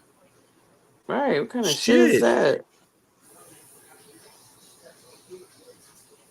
Damn. Nicholson claimed he wasn't even given the spike until he was in the ring. So he had never handled it before, and he had trouble seeing out of the eye holes of his mask due to the mesh. If that's the case and you can't see, then why the fuck are you using a spike to cut somebody open? He claimed it was the actual spike that Kevin Sullivan used in the 80s on Dusty Rhodes. Sullivan was the one booking the show that night. Nicholson blamed Del Toro for not letting him know that he was really hurting him during the angle. He blamed the other guy. I guess he was blameless for what happened. It was the referee's fault for not speaking up. It was the mask's fault because he couldn't see. The actual referee for the match itself said after that he knew something was off with Nicholson even before the match when he saw him, I guess, in the back stumbling around. Nobody could find him for almost 10 minutes before he was scheduled to go out. Del Toro ended up with 7 staples in his head. He underwent emergency surgery to repair a severed artery in his skull. Oh, my. He lost almost 3 pints of blood. God. He ended up back in the hospital later on with a blood infection. Someone set up a GoFundMe to help him pay for his medical bills. The promotion, which I think has since gone... Damn, bro. A fucking... Oh, an artery in the... Oh, my God. That means that he cut him to the bone past the white meat. Right. That's fucked up. That is... Oh, my God. 7 staples. Staples, y'all. Damn. That's levels of meat being put together. Damn, bro. Oh shit! And then he caught it an infection. Oh my god! Hold on. Belly Up, they banned Nicholson from all events going forward. They said they would never book him. They would never do business with him again. He's lucky he wasn't prosecuted for what he did. He should have been blackballed from the wrestling business. And basically, he was. From the looks of it, he's only wrestled twice since then. Both times were for his own promotion. He booked himself. Right. There should be no place in wrestling for people who do that sort of thing. They aired an audio clip of Lance Storm on Wrestling Observer Radio after the incident happened. He was appalled. He was talking about how appalled he was by the entire thing. He was wondering why charges weren't pressed and why Nicholson wasn't in jail for what he did. Son. Del Toro opted to not press charges at the time, which is too bad, because he should have been thrown in a cell for Hell what he yeah. did. In the episode, Nicholson says the promoter didn't have any medics on site and that it went on longer than it should have, and it was bad communication all around. More excuses. It's everyone else's fault. It's like I said at the top of this. There are no good people in this episode. If I showed this episode to someone who knew nothing about pro wrestling, but they know I'm a big fan and I cover it, God only knows what they would think of me. I would be embarrassed. I'm sure their opinion of me would drop faster than WWE dropped Hannibal. Right. Abby, at the end of this, is asked about his legacy. He says, I just want respect for all that I've done. He said, I did not do all the things I'm accused of doing. He said he got shafted, all the tapes, what he made for many, many years. He says, I got nothing. It's hard to feel sorry for anyone in this episode because there are no likable people involved here. All right. So that puts that part to rest there. Now you got a little introduction as to, who Abdullah the Butcher was and what happened with that story. Thanks to Salamonster, everybody go check him out. You know what I mean? He's legit. I'm gonna show you now, right? Me and Miss Cleo are going to show you now where we're actually going to get to know the other wrestler and the story. And if I'm not mistaken, he's going to be telling it. And this is where the rest of the trigger warning has to be given to y'all because it's more than likely going to piss you off.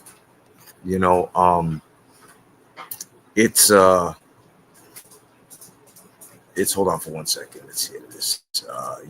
It's sad. I'm not gonna tell you the rest of it because if I do, then it's like telling the whole movie and shit like that. I don't want to tell you the ending, but I will tell you, what it's about, and it's fucked up. So, you want to say anything, Miss Cleo, before we get into this? Because this shit's gonna get deep right now. Oh no, go ahead. She said, all right, let me get to your comments. Let us get to your comments before we start. You know what I'm saying? Peace out, Mod, who's in the fucking building, no doubt. Hey, what's up, MC, Ahmad? no doubt. He goes, Mr. Murph says, that's the scary part of this business. You're trusting someone else with your body, and people could take liberties with it in dangerous proportions. Yes. Very, I very guess fucking true. it's model season. It's time. All set, y'all. All set. Everybody else, check it out. If you're just coming in, you know what I'm saying? Welcome to WRESTLE-TEA with Miss Cleo and myself, Jake Otto the Jedi. And right now we're getting into the Hannibal and Abdullah the Butcher story where he contracted hepatitis C while wrestling. So we're just delivering this right now. Yeah, it's fucked up, very fucked up. And now we're about to get into the actual story itself. So buckle up. Anybody who wants to donate to the channel, you're more than welcome to. Look at the pin top over here. $, the Boxy Jedi. You know what I'm saying? Everything goes to the channel. And as well as, please go check out the playlists and my video shorts here on this channel. And as well as Miss Cleo and Tremaine's channel. Go check out Kicking It with Tremaine and Miss Cleo. Whenever you get the chance, like, share, subscribe. Join the membership. Everybody, let's get it.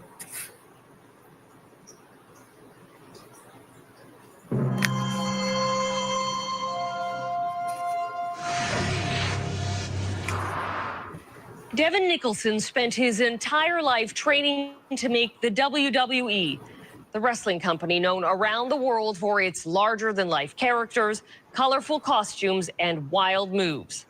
Despite what sometimes looks like a no-holds-barred fight in the ring, there is a code of conduct among competitors. But when Nicholson squared off against a wrestling legend named ABDULA the Butcher in May of 2007, he claims that code fell by the wayside, ending his career.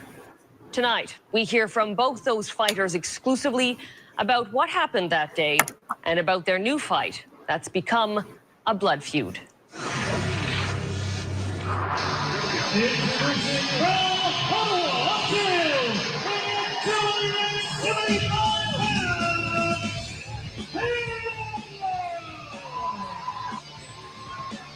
My name is Devin Nicholson. I'm from Ottawa, Ontario. And for as long as I can remember, all I've ever wanted to be was a pro wrestler.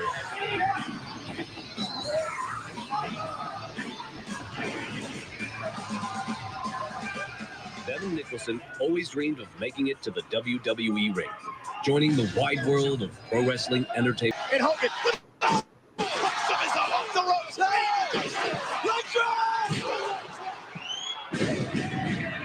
Obviously, I have the talent to be in WWE. I have the look, I have the size, the athletic ability, I have the wrestling ability. I've never even thought of being anything but that. I've given my whole life to try and make it in wrestling, and definitely far more negative has happened to me than positive. But I had to try. It was my dream. Unlike the dreams of most kids, this was no momentary distraction. I started putting on matches first in my basement, and then as I got older, I had a big backyard, so we would also put on matches in the backyard, and I would charge the neighborhood kids 25 cents to get in. The audience started to line up here. There was some more audience on this side. The audience actually got pretty big the last couple of times, till finally they were getting too rowdy. No more. Devin. Fucking commercials, guys. I got you. All right, we got to hear this shit. Word, man. These mobile games sometimes are fun, bro. They kill time. Oh, it's a lot. You should go to Steam. You can get a lot of shit on there. Here we go, y'all. Okay, hold on. Even a ticket to the Olympics, but his heart just wasn't in it. I turned down amateur wrestling scholarships at both Simon Fraser University in BC and the University of Buffalo in New York to become a professional wrestler. And my parents never really forgave me for that. Despite his parents' objections, he packed his bags and headed out into the uncertain world of independent wrestling.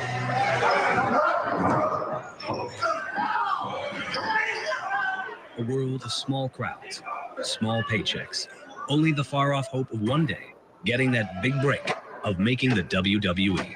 So yeah, I wrestled all over Canada, in Puerto Rico, Trinidad, the Dominican Republic, England, Scotland, Ireland, lots of places in the States. In 2009, after 14 unsuccessful WWE tryouts and sacrificing everything for his dream, Devin got one more chance at redemption.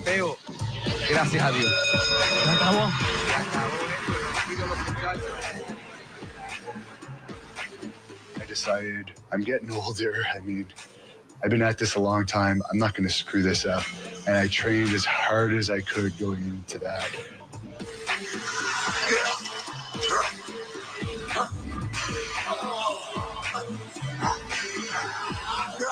And I went into that tryout with the sole purpose of getting a contract. I wasn't taking no contract for an answer. So exactly 30 days after the camp, they gave me the call. And they're like, we love your attitude. We think you do great in WWE. we would like to offer you a contract. Nice. Do you accept? And I said, yes. And then they were like, wanted to go over the details of the contract. And I'm just like, yes, agreeing to whatever it is. I didn't care what the money was. I was just so happy that like my dream was coming true.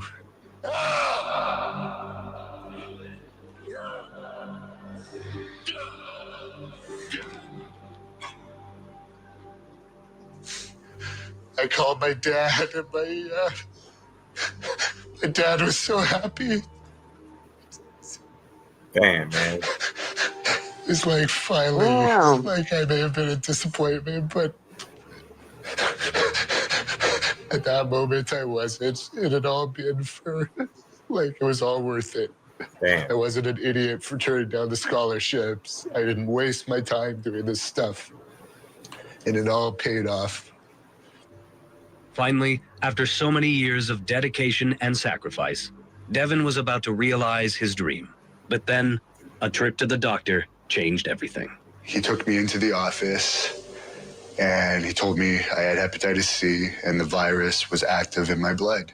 Just a month later, the news got worse. Damn. Devin got this letter. Dear Mr. Nicholson, please be advised that World Wrestling Entertainment Inc. hereby rescinds any offer to contract sent to you under the cover letter dated July 28th, 2009. Damn. No sooner had Devin reached his WWE dream than it was snatched away. If I had a year in WWE, I'd die happy. I really would. I would take that in a second over $50 million. The WWE has a no-blood policy to stop the spread of disease. That means when wrestlers bleed, the match is supposed to stop. With that against me because I have hepatitis C. With their no-blood policy in place, I am no danger to anybody in WWE. We wanted the WWE to explain why the organization rescinded Devin's contract. But World Wrestling Entertainment declined to talk about the case, saying the matter is before the courts. Devin wants the WWE to answer for... But wait a minute. You see, the WWE is not wrong here, though. Because Hep C, if you get cut open, you see, you made a specific... Look, sir. You made a specific statement. You said, I am no danger to anyone. It's not like I'm not bleeding. I'm not cut open. They have a no blood policy. That's exactly what it is. No blood policy. Why do they have the no blood policy? They have the no blood policy because in case you get cut open, what happens? The match stops. But at the same time, to stop the spread of infection, just in case you have something. So they weren't wrong. That's not discrimination. Right. You know, but it's a liability. Shit. Right. What are you talking about? Exactly. Exactly.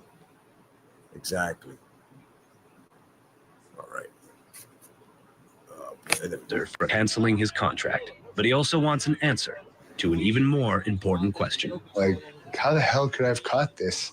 The only thing I could think of was... You, just you, building your app on base 44. Describe it. And it's real.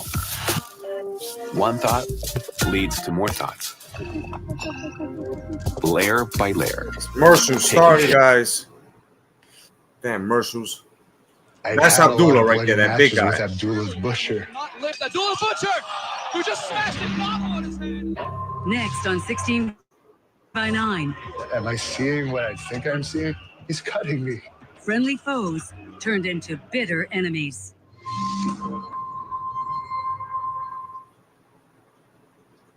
This program contains graphic images that some viewers may find disturbing. Viewer discretion is advised.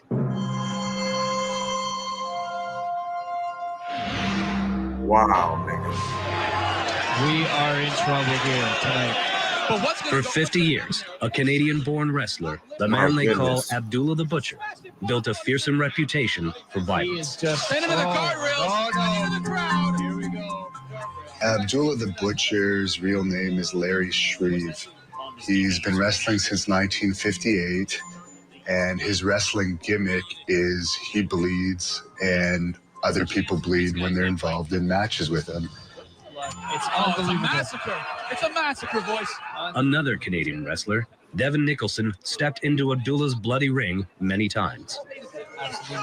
And they're very bloody, very violent, and very gory matches. Very. And when I found out I had hepatitis C, I automatically thought I had to have got it from this guy. My so goodness. I started reviewing the matches. And as I was watching this one match, I was shocked, like completely shocked, when I see him take his finger and go like this and man. slice me in the head. This is where I think Abdullah gave me hep C. You can see here he's cutting his own head with his razor blade that's taped to his finger. Oh, yeah, I right see. where all Oh. the scars are on his forehead, what he's been doing for the past Look at that. 50 See that? Every years. time he passes Every time his he finger wrestles. over his head. And now you can see him cutting me very fast, quick Oh, motion. man. Yeah, on he my used to have forehead a with the same goddamn. That's blade taped to his crazy. fingers. Oh, my God. Look, he's And cutting now him. you can see the Oh, fresh blood shit. pouring out of my head. That's fucked up. And I'm like, what the hell? What, am I seeing what I think I'm seeing? The I fuck? rewind the tape. I watch it again. I'm like, he's cutting me. Wow. Oh, my God. Oh, Even my in the God. bloody confines of the wrestling ring, there is a code of conduct.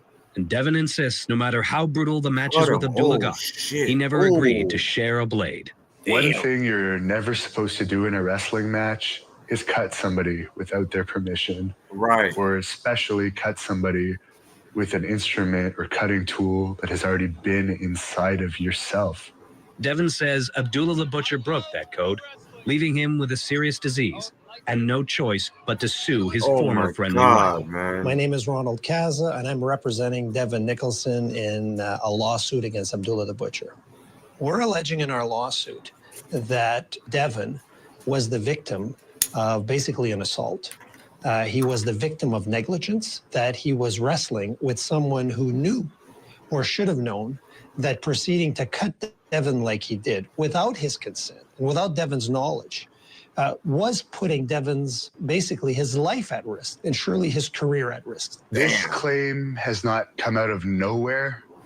We've been asking for Abdullah's blood work for a very long time, for over a year, and he has not provided us blood work. The reason why I think Abdullah won't give me a blood sample is because he has something to hide. Damn.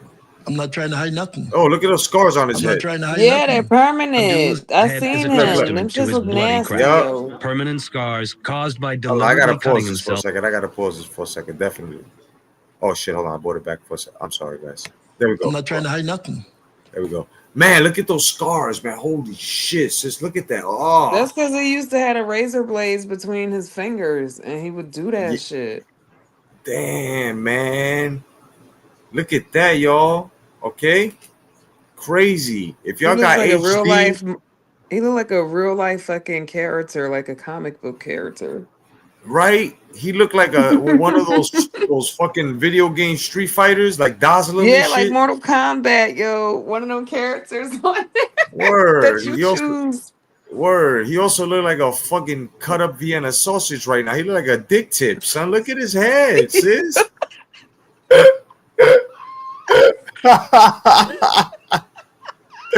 Yo, y'all, you gotta agree, don't he look like a dick tip, son? He does. Yeah, the tip of a cack, son. My bad, y'all. You know what I'm saying? You know what I'm saying? Word, Mr. Murph says he's gotta have some form of brain damage. For real, kid. For real. And you know, I know you wanted to say that, says, hey, I'll say it for you, bro. He look like a straight dick. Straight up. Yo, those scars is crazy. Damn. Holy man. Ugh. All right, let's but hold on. It look like he got the T motif. Yo, he might got them pop-ins. He got the bolt screw-ins, bro. Oh shit. All right, let's go. Might have them veneers. Abdullah's head is a Veneers. testament to his All day. bloody craft. Ooh, look at- Permanent scars caused by deliberately cutting himself over and over again. People like violence. That's number one. To draw people to bring them back, you have to do what? You got to give them entertainment. This nigga teeth, This though. is the blade. Look at his He blade. showed Look. us how he keeps the fans Look at his coming back. fucking Break hands. it in half. And I would tape it from here, around like this. Now, for me to hit myself, I would hit myself like this. Ah, even no, bled for us. no. Ah. You see it? But he insists he doesn't have Hep C. And even if he did, Ah, he denies dude, ever you just cutting did it Devin. easily. He You has see? wrestled many wrestlers. Oh my god. Ah, Mercer's. With April 15th coming. Oh my gosh, man. That was diabolical, son. You understand? So how can you say that it came from Abdullah the Butcher? If he was here right now, the first thing I would say to him, Devin, you know the way I use my blade, and you know the way you use your blade. You understand what I mean? Now, I have never cut you. You lying. You lying. As for Abdullah's test results, he told us he was expecting them any day. We're still waiting. And so is Devin. But whatever the results are, Devin's health is destroyed, and his career ended. I mean, it was hell. It was pure hell, the treatment, the medication that I had to take. It has horrible side effects. And now it's like, well, I don't have a WWE contract. I did all this stuff. I'm almost 29 now, and like, it's nothing. I have nothing.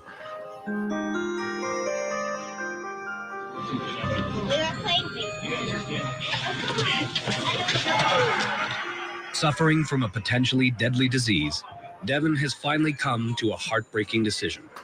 Tonight will be his final bell. Damn. Tonight is, it's going to be my final match. That's fucked up, man. It's not a joke, because I'm not going to get my dream. I've already wasted 10 years of my life trying to get in WWE, and it hasn't happened, and it's not going to happen. It's definitely my last match, and I won't wrestle again. Trying to just focus on my match. I'm going to treat it like any other match.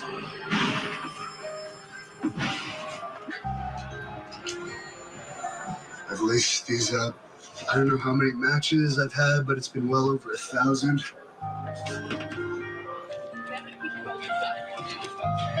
My goal for this match is to stay in character the entire match. I don't want Hannibal to be remembered as a crybaby.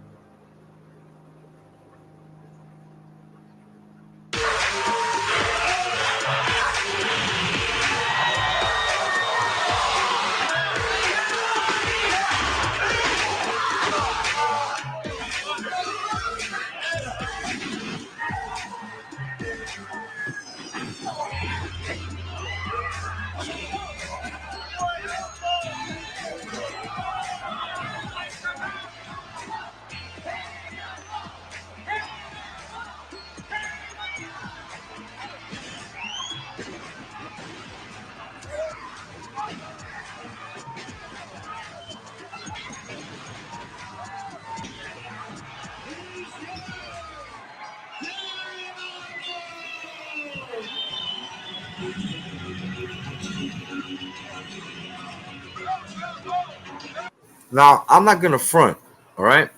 The kid had talent. I will not deny this man. Okay? I will not deny that man. That motherfucker has talent. He was quick, he was on point, he called spots. With those little clips that we saw, yes, and he had the crowd moving. Very entertaining. This kid had it, man. I feel He bad, did, man. but sadly he got fucked over by this piece of shit. Yeah, You man. know you fucked up. Go get right. And how didn't WWF know he was fucked up? Y'all running physicals. Right.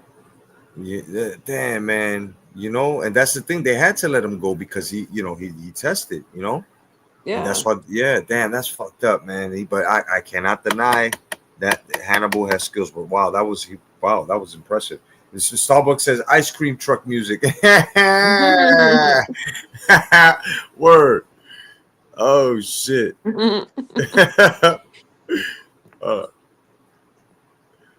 Okay. StreamYard. StreamYard is a bastard. Word.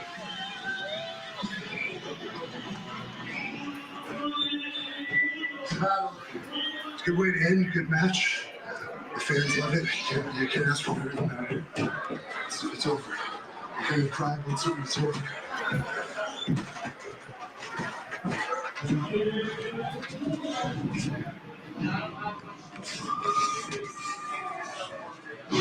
I think I went out. I showed that I'm a good wrestler. We got the crowd going nuts in the match. That's what's important. I'm sure you could ask anyone leaving here tonight if they feel they got their money's worth. I've entertained a lot of people. Honky So tonk, I'm man. not a complete failure. No one can say you weren't good enough to get a WWE contract. So I don't think I had that bad a career. I honestly feel like a weight has been lifted off of my head.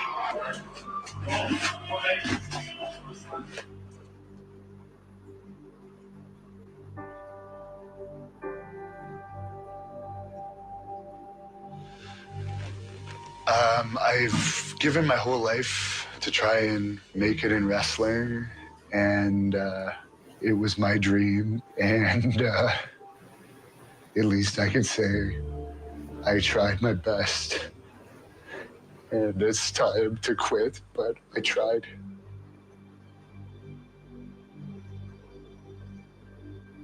Come back as a manager, son. You still can be involved in it. No. Yep. And there goes that story there. You know, we wanted to bring it to you because you know, the shit it's a reality check, man. What'd you think, Miss Cleo? That was good. It was, really good and informational, especially for people that's liking old school wrestling. And then, it just be those old school stories they hit different than the new shit, because the new shit still ain't aged yet. It's not Yeah, vintage. And we don't even know about half of the new shit. I'm right? telling you. I know about a lot of it because I hung out like in real life with some of these people, but I'm not allowed to talk Yeah. about it. Yeah. You know, I mean, Yeah. that. Yeah. Like it's an interesting time. And like I said, I always say it. Being involved with WWE and their people is like the circus for real because they travel together, they travel around the world all year long. So everybody knows everybody's business for real. Oh yeah, definitely, man. You know, and Ahmad is right. You know, old school wrestling stories are incredible, man. They have so many incredible stories, bro. And Mr. And Murph says, yeah, and Mr. Murph says, hindsight 2020, things probably would have gotten much worse if you kept going. Wrestling shortens your life. Facts, broski, facts. You know what I mean? That shit it is, does. yeah, Just like man. football being, pushed around and slammed and stuff. Oh yeah, oh yeah. Now next week we're going to bring you a story that's going to bug you the fuck out, and it includes another wrestling legend by the name of Jimmy Superfly Snuka. Okay, Oh shit. yeah, oh yeah. Now those that know, you know, but there's more to the story. You know what I'm saying? Yep. Mhm. And we're also going to bring you the beef, the real life beef that the Ultimate Warrior and Hulk Hogan had, and it is dirty, that beef. You know what I'm saying? That's gonna be juicy. That'll be some Yes. hot tea. Oh yes, some good old wrestling tea. So y'all want to swing your asses back? Y'all want to come back around these parts next week because Stone Cold Steve Austin, Miss Cleo, and the Jedi is going to come down, and we're going to serve you up some WRESTLE-TEA. What? That's right. You know what I'm saying? We're gonna be giving you that good old motherfucking WRESTLE-TEA. You know, Hell we're not yeah, leaving. give you a nice like breath of fresh air, just chilling and talking about wrestling. Oh yeah, oh yeah. You know, and Yeah. you know, there's nothing like wrestling. You know what I'm saying? We all grew up watching wrestling. You know, motherfuckers like Ahmad and myself. You know, we wrestle heads for years. Miss Cleo as well. Ahmad got a whole fucking trophy case. Not one, not two, if I'm not mistaken, three. And he has all the belts. Like, Damn. you know what I'm saying? Shit is fucking funky fresh. That's a Gen X term. That shit is funky fresh, son. And I'm looking, I was like, oh my God, bro. Bro, I will never leave that room. I would just be sitting there, bro. I'm the champion of everything. You crazy, bro. I would listen, I would purposely like you know what I'm saying? Leave the bathroom door open while I'm taking a shit looking at all them belts, kid. I Okay. can, you know what I'm My saying? I shit, can. my shit with wrestling go back to mostly Attitude Era, and before a little bit before that with Hogan and shit. Hell yeah. But no, I used to be with the boys talking about wrestling. Me and my cousin Elise. Okay. Oh This goes shit. all the way back to middle school, for real. And then we Word. used to be out there wrestling with them, and I got in trouble by my grandma. Yeah, yeah. We don't want to play with that shit. What you doing? She Nah, said, "You out man. there wrestling around, rolling around with boys." I said, "Damn straight. We up there doing We up there doing Lita moves. That's what we That was doing because that's when we was big exactly. into the Lita and Hardy Brothers and all that shit and The them parachute pants." Yep, the drop kicks and shit. And then you had to hear them fucking warning us. You get help, you get hurt. I ain't taking you no damn emergency room. I ain't got no Yeah, time because for that first shit. First, me and my cousins used to play like Xena and Hercules and shit, and we used to make that noise and shit. And then we graduated to doing wrestling moves and jumping off of furniture and shit. Yeah. Hell yeah. I remember those days, man. And then the steel chairs were the big old fucking cushions from the fucking sofa. And Mm-hmm. you just bop motherfuckers in their head so hard that their neck go down and they start crying. "Eh, what happened? You hit me too hard. Fuck it, it's wrestling, right?" You Yep. start drop kicking them motherfuckers. Yeah, man, we all went through it, bro. And then when we got to teenage years and shit, motherfuckers wrestling outside, the backyard wrestling and shit. Motherfuckers putting each Yep. other's to tables. I was gonna say we had that Lita thing down pat, man, where she used to run, jump, and swing her legs around somebody's head and take them down. Oh We yeah, practiced that on each other. fucking Hurricane Rana shit. Hell yeah.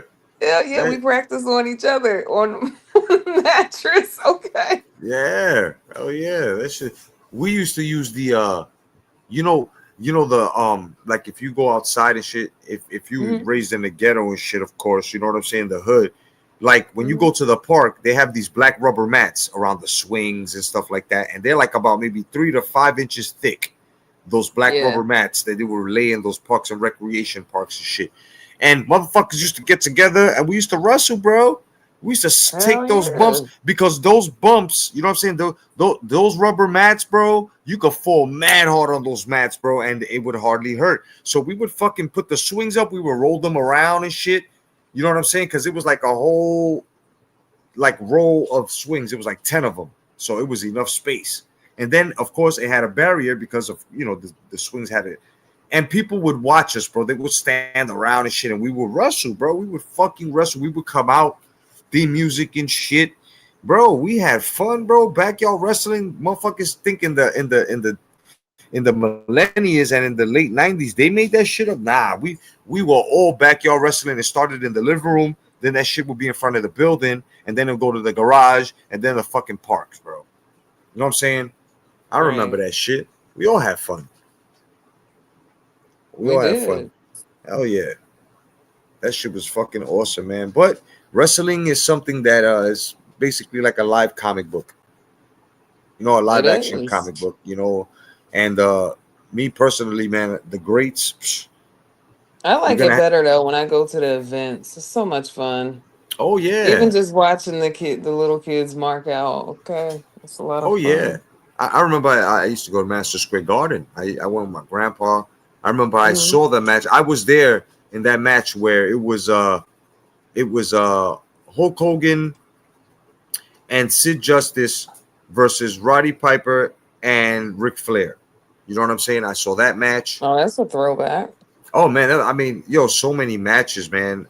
Tito yeah, we used to see Tito Santana a lot. Like those house shows in Madison Square Garden. Oh man, those are like there were matches there, especially in the 80s with Don Morocco, you know, Mr. Fuji, Right. the fucking headhunters. Like, you know, I come from that era and shit, you know, and a lot of the Tonga Kid, a lot of people that watch wrestling now, unless you're like you know, you come from IRO, or you're a historian being so young, you're not going to know any of the wrestlers that we're talking about. You know, that's why we're trying to bring you you know, everything from what was in ring and what was out of ring with these legends, because they deserve, you know, to you know, be known and shit, you know, with this next generation. Right, they do. You got to keep their names alive. Yeah, hell yeah. Oh, and because we always do stories in 3, and we're gonna add one more story real fast, okay? For next week's agenda for you guys. So we're gonna give you a bonus next week, and we're gonna give you Luna Vachon's story. Yeah, remember her? Yeah. Yeah, we're gonna give you Luna Vachon's story. We're gonna come through, and we're gonna give you this tragic story of Luna Vachon. She is one of the female wrestling pioneers. You know, I remember Luna. oh yeah, she was crazy, you know. Did she come out with Viscera at one point? Oh yeah, yeah, yep. She came out with Gangrel and them as well. I think at one point. I remember that shit. You know, Luna Vachon, man, she was awesome. You know, she was one of those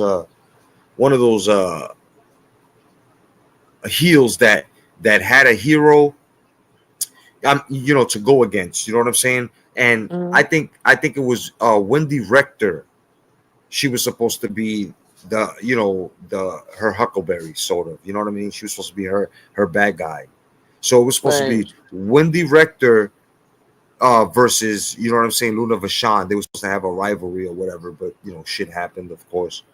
Then you had Alundra Blaze come through, you know, with the ladies. I mean, bro, wrestling, especially when you take it to the smaller territories as well, you know, where they started and stuff like that. That's what we try to bring you. You know, the before and afters. You know what I mean? Right. So you might want to be tuned into us, guys, if you like wrestling. You know, Well, it's WrestleMania weekend. We might end up going live before next week if we can fit it in. But yes, it is we can. WrestleMania weekend. Yes, it is. We are on a Monday. Well, we on Monday, going on Tuesday. So Yeah, yeah, I gotta talk to my sister because I don't know if I ever told you she's a big wrestling head too. She had a podcast and everything. Yeah. Oh yeah, definitely. And look, Ahmad, in case y'all didn't know, all right, Ahmad just gave us some wrestling fucking knowledge. All right, Luna Vachon was Bam Bam Bigelow, the Beast from the East's wife. Okay. Okay. All right. So in case a lot didn't know that, here you go. And like I said, you know, you're gonna run into a lot of things if you want, you know, a wrestling education and shit. You know, on the late greats and shit. You might want to come here. You know what I mean? You might want to come here. So, Sis just gave us a nice little idea. So maybe since it's WrestleMania week, yeah, maybe somewhere between Wednesday and Thursday, or maybe a Friday, depending if Tremaine and Cleo, you know, kick it on Friday. Maybe between those 2 days, we just might come back on and give you probably a history of WrestleMania, how it started, you know, and maybe the titles that were exchanged within the WrestleManias. That sounds like something. You know what I mean? That'd be cool. Hell yeah, man. You know, and shit. You know, just want to say thank you to those who donated. You know, I'm taking a look. Thank you very much. You know, of course that goes straight to the channel and shit, because we're in desperate needs of fucking mics and you know, and backgrounds and shit. And I want y'all to be on the lookout for the Return of the Jedi podcast with my co-host Red Glove Militant. You know what I'm saying? That's coming up very, very, very soon. So y'all be on the lookout for that one as well. You know what I'm saying? Most definitely.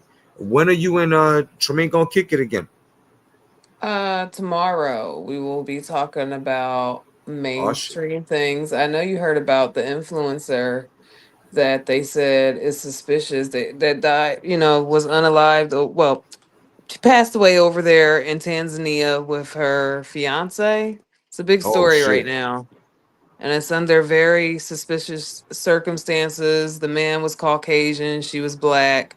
They were arguing to the point where this hotel staff had to separate the two, and she still came up unalived. And they're trying to say that she took her life. So it's a whole big controversy right now. Wow, man. Plus, Yeah. we will be talking more about JLR. Okay, no doubt, no doubt. Yeah, You because guys his better. court date still ain't happened yet. So we on that. Wow, that's crazy, man. But That yeah, that we'll be that. on tomorrow. Ah man, I'm gonna be there, and I'm telling y'all right now, get your memberships, from, you know what I'm saying, from their channel. It's worth it. When they go private like that, and they be like, "Fuck y'all bitches that are nosy. Y'all want to know what it is." You know what I'm saying? When they Pay leave them us. bitches out, Pay us yeah, though. yeah. You know what I'm saying? When they leave them bitches in the dark, and they take it to the trap house, they chill out and shit, and y'all chilling, kicking their feet up, and they be, yo, let me tell you something. It's fun in there. You know what I mean? It's not like a regular live. I'm letting y'all know that right now. When you in there, you chilling. That shit is off the hook. The private memberships, and I'm not capping. The private memberships for Tremaine and Cleo's off the hook. So y'all got to go check that shit out. So And it's we fun. got a new show coming because with the membership, because I have some new contracts coming that I'm involved in. So it's Oh going to get a shit. lot more different. You Oh, there we go. You know what I'm know how we saying? have adult talk and everything. Well, we're gonna get more into that, like Howard Yeah. Stern. Yeah, fuck yeah. Hell yeah, man. No doubt. You know? And yeah, so this has been your Monday's Wrestle Team, man. All right, we are on Tuesday. Yes, it is Tuesday. Otherwise than Yes. that, no doubt. Otherwise than that, for myself, Jake Out of the Jedi, and Miss Cleo, God bless. Stay vigilant. Peace, y'all. No doubt. Peace.